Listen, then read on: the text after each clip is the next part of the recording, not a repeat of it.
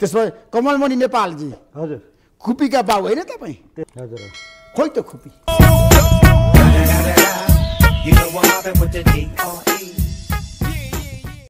खुपी भन्ने चरित्र त ठ्याक्कै भन्नुहोस् न होइन ठ्याक्कै भन्दैछु पहिले भद्रगोल हुँदाखेरि चाहिँ एउटा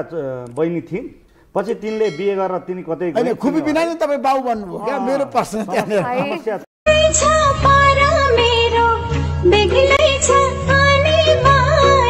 बिचमा एकचोटि लिएर आएको पनि हो फेरि पछि कथामा आइपुगेन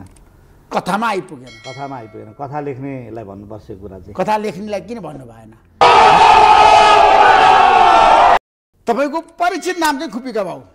त्यो एउटा क्यारेक्टर नेम हो त्यो क्यारेक्टर गरेर देखाउनुहोस् न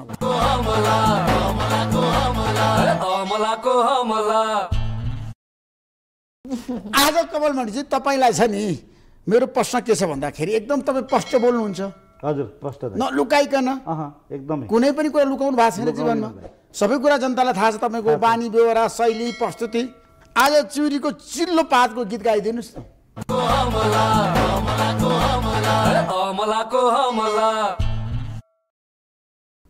यो चाहिँ कस्तो रहेछ भने सिरियलदेखि लिएर दाइको सोसम्म पनि आएर यो गीत गाउनु पर्ने भयो खास जनताले मन पराएछ कि मन पराउनु बात त सही हुन्छ त्यो त मन पराउनुहुन्छ अब यो गीत खास मेरो गीत होइन तपाईँको गीत होइन यो गीत चाहिँ सम्मु राई दाइको गीत हो सम्मु राईले गाउनु पूर्वेली गीत हो एकदम गाइदिनुहोस्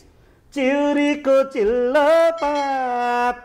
सिरानी लाउन देऊ बहिनीको दाहिने हात तपाईँको नराम्रो बानी के ठ्याक्कै भन्नुहोस् राम्रो बानी चाहिँ मलाई थाहा छ होइन होला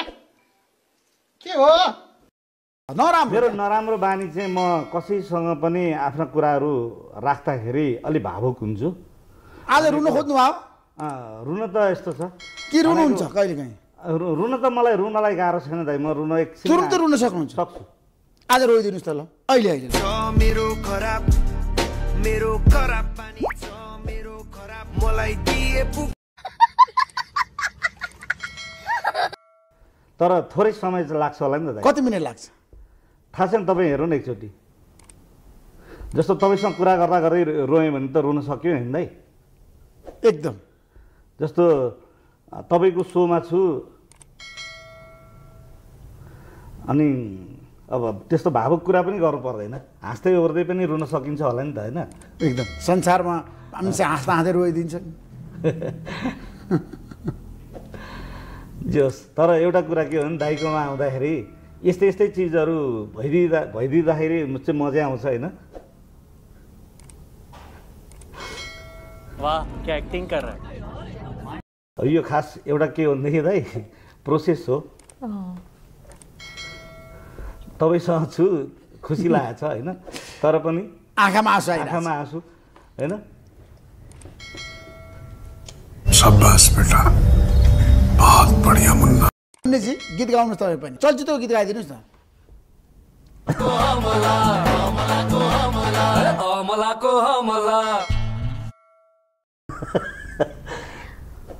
म नेपाल हाँसेको हेर्न चाहन्छु नेपाली खुसीले बाँचेको हेर्न चाहन्छु यति पुरा गीत गाउनुहोस् न किन पुरा गीत गाउनुहोस् न किन ये फंस गया सीएम अनि चलचित्रमा तपाईँहरूले दाहाङ राईलाई लुकाउनु भयो गुड क्वेश्चन त्यो त अब के जनताको प्रश्न हो यो दयाजीको के बुद्धि तामाङलाई किन लुकाउनु भयो उहाँहरू भनेको ठ्याक्क भन्नुहोस् न बोल्नुपर्छ क्या तपाईँहरू कलाकार भन्न पनि नसक्ने आफ्नो कुरा भन्दैछ नि त सर त्यो भने क्यामियो हो कि अब हरेक भनेको उहाँहरू गेस्टको रूपमा मात्र हुनुहुन्छ किनभने होइन गेस्टको रूपमा हुँदाखेरि उहाँहरूलाई तपाईँले देखाउनै नहुने त स्पेसल अपियरेन्स हो अनि हामीले त्यो चाहिँ सरप्राइज दाहाङ राईलाई देखाउनै नहुने होइन हरामी हो यसको लागि सरप्राइज बुद्धि तामाङलाई देखाउनै नहुने लुकाएर राख्नुपर्ने होइन होइन सर उहाँहरू नाम चलेको कलाकार होइन हो तर उहाँहरूलाई हामीले सरप्राइज प्याकेजको रूपमा राखेको त्यस्तो काम गर्नु हुँदैन नि चलचित्रमा सरप्राइज दिनु पर्यो नि त सरप्राइज दिनको लागि के लुकाइदिने अनुहार लुकाइदिने मान्छेको व्यक्तित्व लुकाइदिने होइन सर स्ट्र्याटेजी हो के सर स्ट्र्याटेजी हो त्यो चाहिँ फिल्म जे पनि गरिदिने चलचित्रमा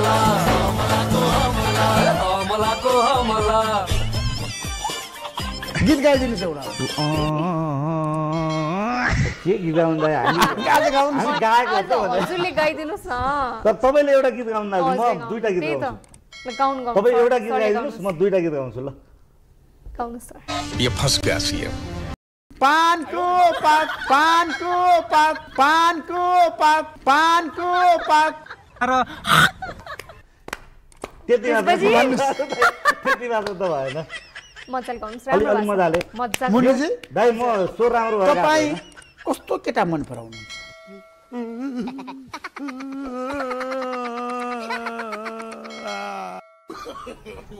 कस्तो केटा तपाईँ जस्तै एकदम डाइरेक्ट मजाको स्ट्रङ पर्सनालिटी भएको मनको कुरा आनन्दले राख्न सक्ने अलि हो ठ्याक्कै तपाईँ जस्तो छ तपाईँ जतिको कन्फिडेन्सै चाहियो कि लाइफमा एकदमै